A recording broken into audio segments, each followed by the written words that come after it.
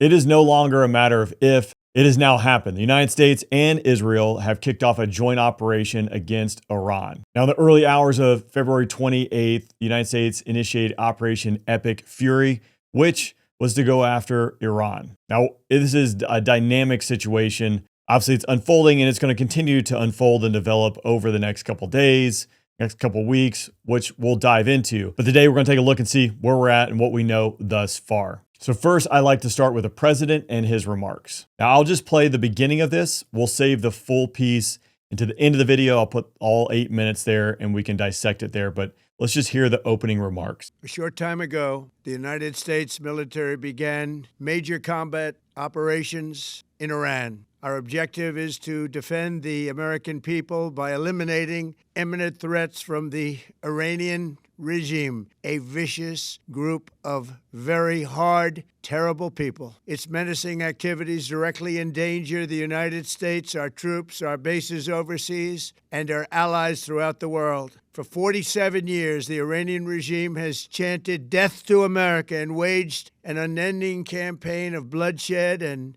mass murder, targeting the United States, our troops, and the innocent people in many, many countries. Okay, so you do hear regime there multiple times. And I think that's key as we'll look at some of the initial strikes and what we know. But the president also went to say, we will destroy their missiles and dismantle their missile industry. We will annihilate their navy. We will ensure that their terrorist proxies can no longer destabilize the region or attack our forces. And we will ensure that Iran does not obtain a nuclear weapon. The regime will learn that no one challenges the strength and might of the United States Armed Forces. Again, we'll play the full video here at the end, but I think that's key because as we've talked about this all along, the red lines being no nuclear weapons, no proxy forces, reduce ballistic missiles, and then stop oppressing, stop murdering the Iranian people. All those have kind of lent themselves to the fact that a regime change is possibly the ultimate goal here. So reading between the lines, let's take a look at some of the early strikes against Iran and what has popped up on social media. So first is being reported, this is Ayatollah's home in Tehran, which was targeted. So the United States has clearly gone after Iranian leadership and key members of the Iranian military. And there is mixed reporting if the Ayatollah has actually been taken out, but there is reporting, unconfirmed reporting at least, that numerous military generals and leadership inside the IRGC and the army have been eliminated, including Amir Khatami, the commander-in-chief. So again, going after the leadership, a decapitation strike, trying to topple this regime seems to be the initial wave of these strikes. Now, if we jump back to what we talked about before, there's been obviously some debate whether people think that Iran is going to respond in kind. And it looks like, again, I think they're backed into the corner and they're going to throw everything they have at the United States and allies, which if it's effective, that's another thing. But nonetheless, I think you're going to see them in survival mode here. So pulling out all the stops. If they can punch anything through, another story. So we'll wait and see how that plays out. Numerous videos of Tomahawk missiles being launched and flying over the countryside. So let's take a look.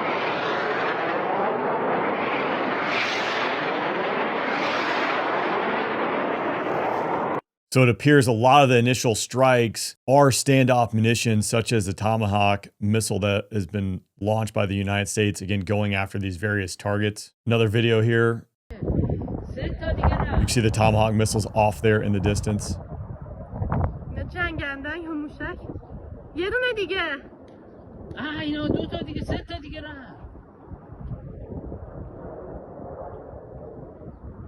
Some of the impacts inside Iran, obviously striking deep inside Tehran and other key cities. So far, they're saying that Iran's Ministry of Intelligence, their Ministry of Defense, the Supreme Leader's Office, the Iranian Atomic Energy Organization, and the Parchin military facilities have all been part of these strikes conducted by the United States and Israel. Now, as I was saying, to be expected that the Iranians are going to try and respond as best they can. And so let's take a look and see what their response has been thus far. Now, I did just get a message from someone inside Bahrain saying that it appears as of 11 a.m. Eastern time in the United States that things have calmed down because Bahrain was under attack with the U.S. Navy's Fifth Fleet being stationed there and hit, which we'll see in a minute. But this is Iran and their MiG-20, one of their MiG-29s has been spotted over the capital. So as we talked about, you have to have the F-22 in theater. That, again, 12 of them, 11 of them showed up, and more are on the way, and more F-35s are on the way. When it comes down to the strike timeline of this, I thought we probably had another week before this would happen to get everyone in place. Obviously, enough players were in place, especially to conduct this type of operation, but might lend more to either a slight deception leaning into a sustained operation, having more depth and more planes in theater as potentially this continues on. So Iran has put up a couple planes. I would not want to be that MiG-29 pilot. And you see him down low. I would imagine he's probably not going to be zipping around too long. But again, we'll see how that plays out. Every Raptor pilot is out there probably salivating, knowing that a MiG-29 is out flying around. Now, Iran has had a couple lucky pot shots. Now, in Bahrain, this is part of a MASCENT, the measurement instrument satellite system, the golf ball looking thing that is sitting on the base. And Iran appears to have launched a Shahed 136 one-way attack drone at it and struck it.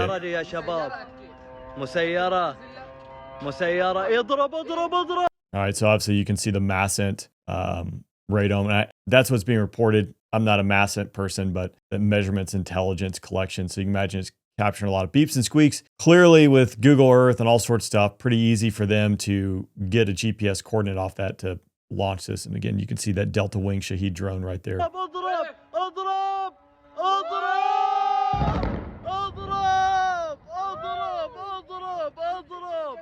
Now in Doha, also being faced with missile attacks. This one, an intercepted ballistic missile falling to the ground. Again, hopefully no one was in or around there, but quite nasty. Now, before we go back to the president's speech, this is going to be developing. It is the first time that I think I'm aware of, and trying to go back and research, where you have joint United States-Israeli operations. Obviously, there is deep interconnections and cooperation between the United States and Israel. However, we look at offensive operations, nothing like this, I think, has ever been done at this scale. Again, it's being reported this is joint with the Israelis and the United States both striking. It appears to be coordinated. We have seen in the past the United States asking Israel to stay out of an engagement such as the Gulf War, not including them in Iraqi freedom just because of the tensions and the dynamics of the region there. But so this is a shift, doing that offensive versus a support type role, intelligence sharing, supply sharing, et cetera, that we've seen in the past. All right, let's take a listen to what President Trump said, his full speech. After that, I'll give you some of my thoughts on it. So let's dive into this. Among the regime's very first acts was to back a violent takeover of the U.S. Embassy in Tehran, holding dozens of American hostages for 444 days. In 1983, Iran's proxies carried out the Marine barracks bombing in Beirut that killed 241 American military personnel. In 2000, they knew and were probably involved with the attack on the USS Cole. Many died. Iranian forces killed and maimed hundreds of American service members in Iraq. The regime's proxies have continued to launch countless attacks against American forces stationed in the Middle East in recent years, as well as U.S. naval and commercial vessels in international shipping lanes. It's been mass terror, and we're not going to put up with it any longer. From Lebanon to Yemen and Syria to Iraq, the regime has armed, trained, and funded terrorist militias that have soaked the earth with blood and guts. And it was Iran's proxy, Hamas, that launched the monstrous October 7th attacks on Israel, slaughtering more than 1,000 innocent people, including 46 Americans, while taking 12 of our citizens hostage. It was brutal, something like the world has never seen before. Iran is the world's #1 state sponsor of terror and just recently killed tens of thousands of its own citizens on the street as they protested. It has always been the policy of the United States, in particular, my administration, that this terrorist regime can never have a nuclear weapon. I'll say it again. They can never have a nuclear weapon. That is why in Operation Midnight Hammer last June, we obliterated the regime's nuclear program at Fordow,